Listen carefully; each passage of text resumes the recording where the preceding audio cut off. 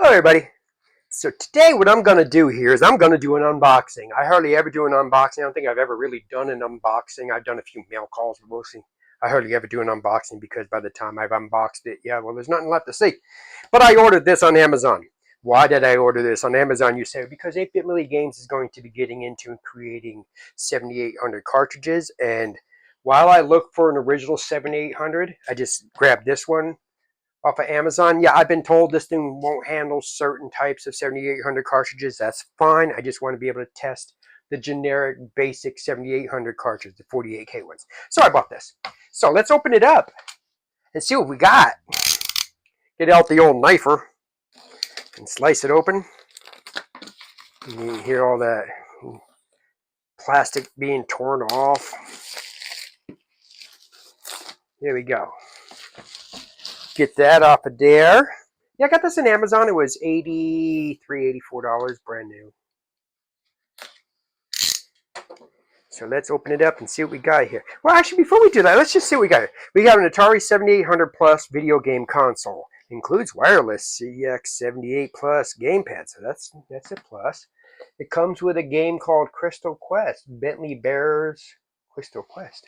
Never heard of it, but okay. A plus platform, not sure what that means. Then on the back, we just have more of the same. It's HDMI and it's powered by USB, so that's going to be fun. Finding the right cable and adapter for it. Yeah, now I have to go on here for full compatibility list at atari.com/7800 plus compatibility. I was told by one person that a certain line doesn't come out the cartridge, so specific types of homebrew carts don't work. So here we go, open up. It's got a very nice designed box, very clean. And here, I guess this is the box of goodies. And this is the game. And then that is the box. Have you played Atari today? Actually, yes, I did. I played a lot of Atari today as I was testing things. So let's look at the Atari itself first. I guess I have to flip it over to get it out. So there we go. Nice plastic cover. Pretty design. HDMI aspect ratio and power supply USB-C. Okay, I have one I can plug that in with. And then we have the ports, the plugs up front. Is this difficulty level for each side? I think that's what that is. So I guess maybe player 1 could be easy and player 2 hard or something. And then you have the instruction manual for the game Crystal Quest, which I don't see anywhere. Is it like built into the system? It's like a default built-in game. Then you have the quick start manual, just so you can get started quicker. It is difficulty switches. Okay, advanced and expert.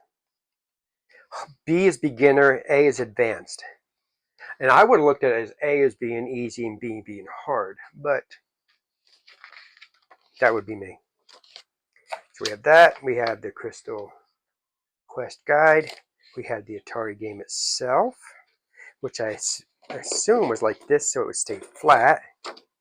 And then we have the cover. And the cover goes this way.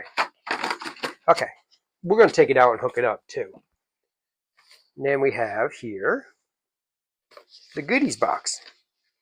I don't want to rip it open. How does this thing open up? No. No. The end. Oh, it opens up on the end. Okay. Then we pull out the little control holder. Oh, and it does come with a cartridge. That's nice. So you have the Atari 7800 Bentley Bears Crystal Quest cartridge. Nice little design there.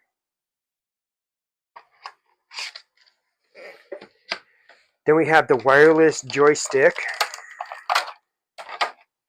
And here's the screw-on part for the thumbstick. So I guess you can do it as a D-pad or you can do it as a thumbstick. Why do I have two of them but one? I'm probably going to have to read the manual. I hate reading manuals.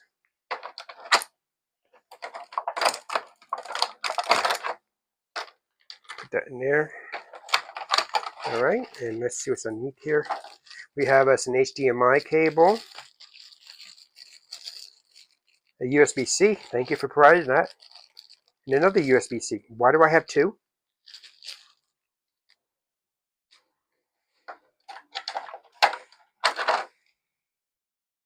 Oh, do I have to charge this thing?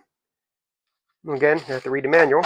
Maybe I have to give that a charge. Well, let's get back to the quick start manual and see how that sets up. Maybe I have to charge it. Let's see. Plug everything in. Got it?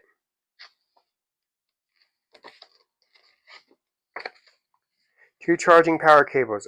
Insert the USB DB8 the DB8/USB dongle into a controller port. USB socket, the white LED on the dongle will flash.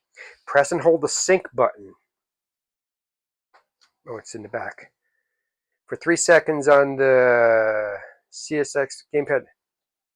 I didn't see a sync button. Ah, sync button. Okay, right there. It'll sync with that one. Why do I have two dongles? Is that in case I lose one? Okay. Once paired, the LED will be full illuminated both the button. Okay, that's a blah blah blah. And that's it. Red flashing low battery on where? Oh, okay, there it is. It's trying to sync. I didn't tell it to do that, but I'll probably hit the button. Okay, I see how that works now. Okay. That's pretty simple. So we need to hook up to a TV. Let me pause this and hook us up, and we'll go back. Let me see. How am I going to do that? Do I have an HDMI I can plug into? I shall figure this out. All right, so we're back and we're all hooked up. I brought a monitor in and set it down on the table here. Got it plugged in. And we got Crystal Quest in here. All hooked up, ready to go. Now, I did want to try something here, so I'm going to turn this off. I want to see how the aspect ratio works, because right now it's on the 16:9. I want to see what the 4:3 aspect ratio does. Now, I see when I turn it on, looking for signal, okay. Is it just going to letterbox it? Probably what it's going to do. Is it still letterbox when it's on the side? I think it is. We'll see. Or maybe it's still going to be full screen, but it's just going to letterbox the game. It'd be cute if it put like the name of the title on the side, but we don't know for sure we'll do that or not. So let's just find out. And I've never played this game before, other than right before I started filming it, I turned it on to make sure I had the joystick hooked up right, and I didn't because I had it in the wrong one. Oh, so I see. So we're going to start. So yeah, it does letterbox it. So you can left and right. That's a jump, and that's a nothing. Okay. Okay, don't touch things. It's like Mario, except different. Oh, I guess I can't. I died. Don't touch the moving trees.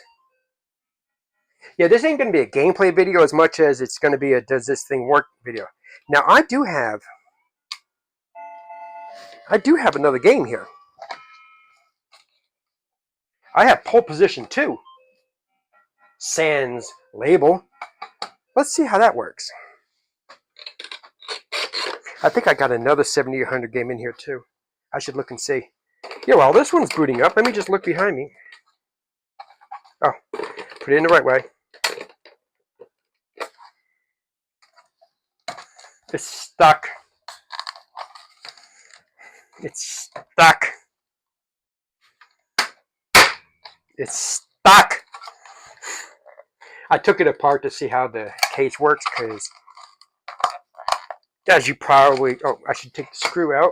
Well, let me see. I got one more game in here. I said, let me see. Where is that? Yeah, I believe I got one more 7800 game in here somewhere. Or maybe I don't. No, I don't. Okay. That sucks. All right. Well, let me take it apart. Why am I doing this? I don't know. Why not? Who cares? Let's have a good time. Let's have fun. Is this screwdriver going to work? Of course it won't. Get the right screwdriver. Okay, this one. The one with the handle slips on it. So, yeah, I pulled the case apart on pole position because I wanted to compare the 7800 cartridge. It goes in this way, so I know Chips go up. Come on. Come on. Come on. Oh, there we go. Yeah, just get in. Just get. I'm tapping in the thing because I think I assembled it wrong and put it in upside down. So there. Now we go. Hopefully. That's a good sign. It didn't blow up. So you're going to say pole position? Loading game. Why am I doing this? Why not? I'll be using this a lot more. I could have done just any old cartridge game on here too. Oh, so it does work. Okay. Ooh, look at the graphics on this baby. This is pretty. This looks a lot like the Atari 8-bits. Oh, that one's the...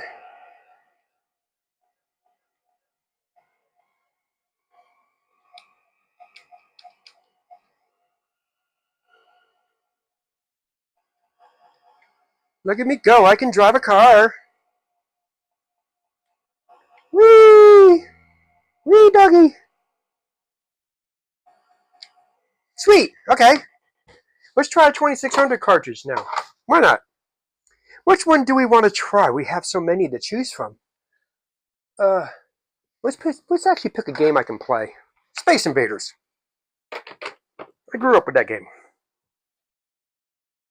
Please remove 2600 cartridge from game. This boot time is... That's a killer right there. If you're used to the original Atari, I mean, the original Atari, turn it on, done. And yet the boot time on this thing is it takes a bit to get there. There we go. Now, how do you do the selections, the difficulties of it? Because if you notice, I'm in the wrong difficulty mode already. Oh, this brings back so many memories. My grandfather used to sit there and play this back in like 1980, 1981. He would play this, and we just sit there watch and play it, and it's like he'd sit there. I mean, he would get. I mean, he'd roll this. I think it's rolling. I don't know if he rolled it or not, but I mean, he would just keep going forever.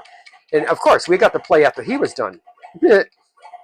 Now, how do you do the difficulty level? See, notice I'm wide, which means I'm in a different difficulty. How do I select? Don't do it. Oh yeah. Yeah. It is selecting it. Okay. Oh, that. No, wait. It's not this, is it? Oh, I was on hard mode. I was on A because I thought A was at beginners. Oh, there we go. So, oh, we'll do this one.